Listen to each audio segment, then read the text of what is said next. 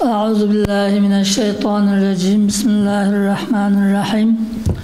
Elhamdülillahi Rabbil alemin. Ve salatu ve selamu ala seyyidina Muhammedin ve ala alihi ve ashabihi ecmain.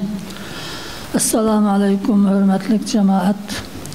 Allah Teala'nın salamı, rahmeti, bereketi her biriniz gibi olsun.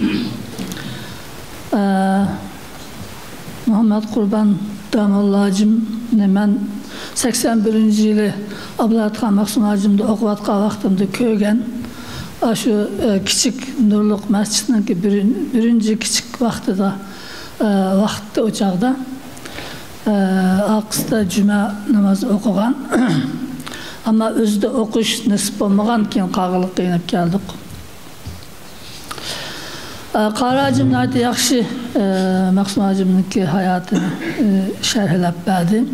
Hakikaten o zatlarını Allah yolunda, ilim yolunda bütün hayatını atıgan, onu Allah razılığının başka hiç nersini közlümegen şundak zatlandı. Ulu bombagan bolsa biz ne ilim ne hazırkıdak bir İslam malumatqa egi bolamaydık. Aşı ustazlığının pedakarlığı bilen şunca Xitay'nın zulmüde tuğan bolsak mı? Yine dinimizni unutup kalmay, yine biz Müslüman dep özümüzün dinimizni, Allah Teala'nın kalamını, Peygamber Aleyhisselam'ın sünnetini biletkan halatke kelgenlikimiz aşılının pedakarlığı. Ola aşında pedakarlık göstermegen bolsa bu din Allah kaçan yoklap ketetti. Matkul Damollacım namdi onunki bazı kılgan hizmetleri yukarıda Qara Hacım dedi. Çalık ağalardan bu 80. yılı bu vatanda bilen Kutat Gobilik bilen Divan-ı Lugat Türk bu iki kitapını hazırkı Uygurçaga nima qilish, tarjima qilish, Uygurchalaştırıp besish nimasi bo'lganda hukumat tarafdan şu nimani Uygurchaga tarjima qildigan komitetga bu Matqurban Damollacımni alayda chaqirib qatnashtirgan. Çünkü Matqurban Damollacım hem Arapça hem Farsça hem özününki ana tili bo'lgan Uygurchani yaxshi bildigan zat bo'lganligi uchun bu nimaga qatnashib turgan shu chaqda. Matqurban Damollacım 83. yılı hacga chiqqan. Hacga chiqish jarayonida hech qanday bir yerda, yo'lda, nada bo'lsin Allah'ın diniga davet qilishni hargiz tark etmagan. Bu nimada Pakistan'da turib qaptikan biraz hac saqlab, vizaga saqlab şu turib qolgan jarayonda bizning vatandan Pakistanga hajga kelib haramga berib bo'g'cha saqlab turgan kishilarni yig'ib har kun shularga da'vat qilib, ularga dinni yetkazib shunday qilib turgan. Sonra bu nimaga vizasi hal bo'lib hajga kelgandan keyin haramdimi o'sha da'vatini davomlashtirib Arpatda ki bizniki vatandan kelgan Uyg'ur musulmonlarga shundoq ta'sirlik bir nutq so'zlab bir da'vat qilibdi ekan. Onun davetini bizning vatandan 49. yılı chiqatgan, shu chaqda chiqib Saudiya Arabistonda yerleşip qolgan ulamolar anlap hayran qapti ekan. Bu qandaq bilimlik alim ekan deb. Ularning biri Hujjatliq Matqasim Hacım hasreti deb onun kitobi var. Matqasim Hacım shundoq hayran qilib alayda uyga başlap mehmon qilib boshqalarni chaqirib hurmat izzetini qilgandaydi.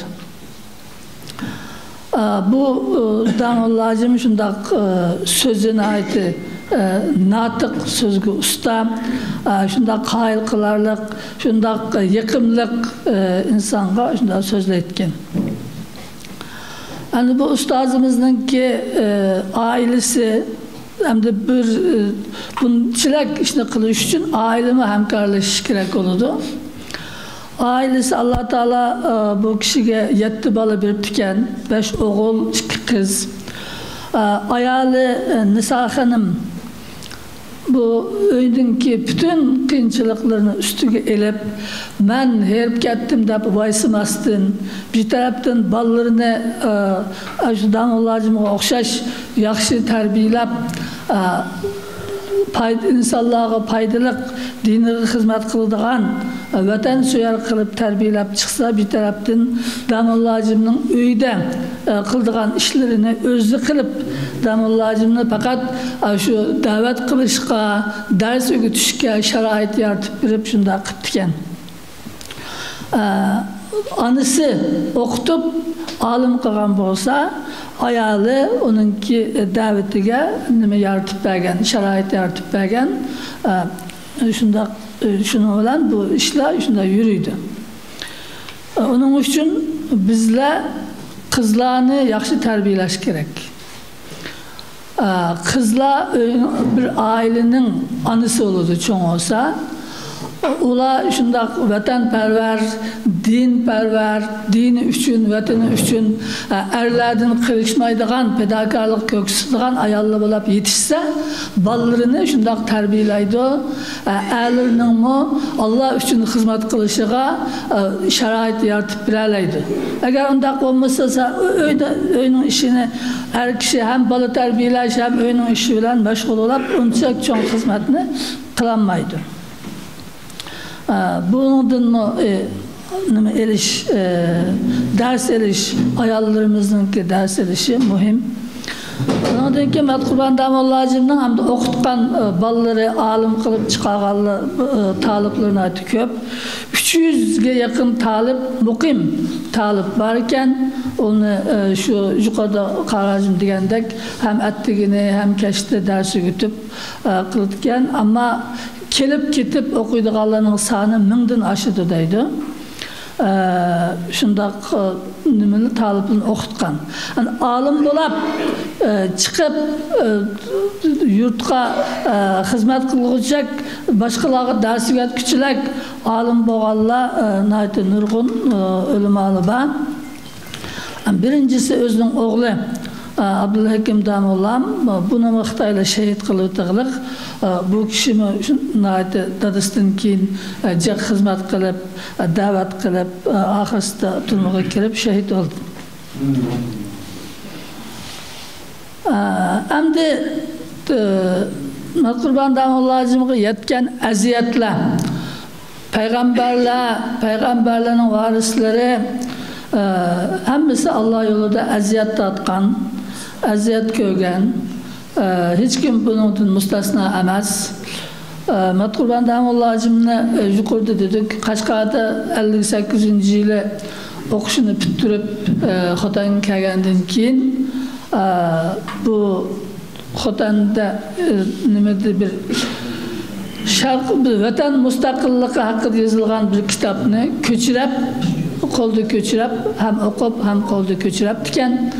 Buni bir yerga tamning orasiga tiqib qo'ygandaydi. Keyin buni o'qib qilib Xitoylar shuni bahona qilib Damollarni turmaga olgan. 5 yillik uy kesilgan. Turmadagi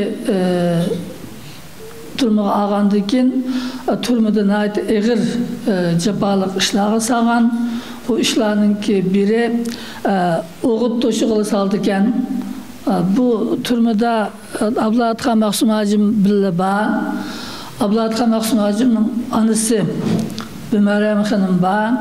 Abdulatxon Maqsum Hojimning singlisi Boyish xonimningki eri Yaqub qarim bor. Bularni qirto'shig'i soldi ekan. Nimaga shu etizga qirapib tag'ada har kuni qirto'shig'i solgan. Shundaq olimni shundaq xorlab ish qilgan. Ondan keyin Xumdan borgan 5-6 kilometr jiroq bir yerda har kuni atdiganda Xumdanga borgan ishgan. o yaz kış demey yazda şunda kızık xumdandı işlep keşte yine kelip yine aşı kameraga özünün turma diyat yeri keliş gerekken mınıp berip mınıp kelidemdi. Kaç küçü işlep beni. Aşında kılıp putları kapırıp putları yarılap ketken ahvalla boğandaydı. Yine turmada her türlü bunun olanlarını kanmağlık, her türlü til ahanet, her türlü hakaret, urup tıllaşla, bakağa urduğan işlem, şundak meselerini beşten ötkezgen. Bu Xitay zalimlerinden kelgen eziyet damallacımğa. Hem de ikinci bir eziyet var. Bu 80. yılı şu Nurluk Mescidini yasap, o mescitte Kur'an-ı Kerim'ni tefsir kılıp bir taraftan cümanda okutun Uygurca okup kılgandan keyin onun da Kur'an-ı Kerim'den tevhidini sözlegenden keyin her türlü sopizm, hurapat, mazarçılık degan o'xshash narsalarga qarshi chiqqandan keyin bu Xotandagi burun ashuniga ko'nab qolgan mutaassib olimlar, mollalar tarafidan qattiq aziyatlarga uchragan. O'qiganlarni ayblab ular shunday qilib ketgan. Hatta bir masjidninki nimasi imamlar ünadab ekan. Muhammed Kurban Damullah'cığım üstünün acayip böhtallarını tokuttu deydi. Tokup diyen ki bunu öldürmezse Muhammed Kurban Damullah'cığım öldürmezse konaçı bula Muhammed Kurban Damullah'cığım da okugan bir talipni öldürmezse 10 kafirini öldürgenin sevabı oldu. Çünkü bularının cemiyetki zihni kafirlarının zihninden yaman deptiken. Müşünçilik karşı çıkıqlık hakikatini, akidini ruslaş üçün kılgan hizmetigi. Ondan başka şundak hayatı da bu yolda eziyetlerini tatkan bozumu Damullah'cığım herkes bu nimeden kaytmagan, yolundan kaytmagan, özününki hak bilgen yolunda müstehkem durup halkımızına akartış hizmetini devamlaştırıp ta ki hükümet onu davetten çekilgenge kadar geç gündüz hem ügütüş hem halkı davet kılış işini hep bağlan.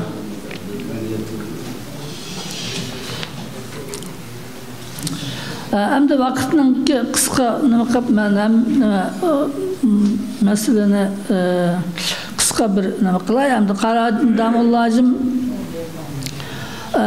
bu eziyet Damullah'cığım bilen kanmaqlık, onun balavaqılırga, ailelerine yetiklik, çoğun oğlu şehit olaqlık, onun başka ailesidikiler hazır mı lagerlarda sörülüp her türlü eziyetlerine, kıyınçılıklarına uçrap kelmekte.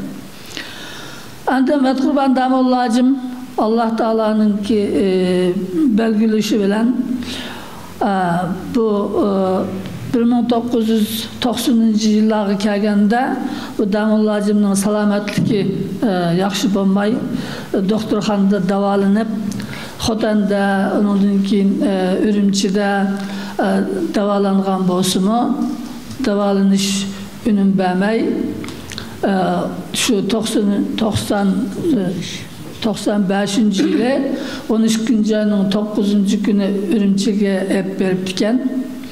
Ürümçi'de 2. doktorxanada davalanıptı. Lekin kesilip bağansı eğirleşip şu 13. ayının 25. günü alemden ötken. Bu kişinin ki cenazesini Xotanga ötkergen. Bunun cenazesiga neçe min adam taraftan Xotandan emas Qarqash, Keriya, Lop degan shaharlarning hammadan cemaatli kelib qatnashgan. Bu Damulla hacimni yaxshi ko'rdiganligini, Damulla hacimning qandaq katta kishi ekanligini jiq adam o'lib qolgandan keyin tushungan. Damulla hacim o'zi nima bo'lgandiki ham farscha, ham arabcha yaxshi biladigan olim, shuncha xizmat qilgan, she'rlarni yozib ekan, farschada, arabchada, uyg'urchada, lekin o she'r yozgan daftarlar zayoqlab ketganlik, kitob yozmabdi ekan, kitob yozish fursati bo'lmabdi ekan. Ama onunki qilgan darslari, tafsirleri şu çağlarda lintiga elib saqlanib ekan, alhamdulillah. İnşallah o tafsirlerini yazık şekliga tushirib kelgusida xalqimizga tonishtirish mumkin. Hamda shunchalik bo'lsin, Damullamning vafatini dedik. Siraj Najim Damullamning yaqin taliblaridan taxmi yaxshi tushundirib berdi inshaalloh.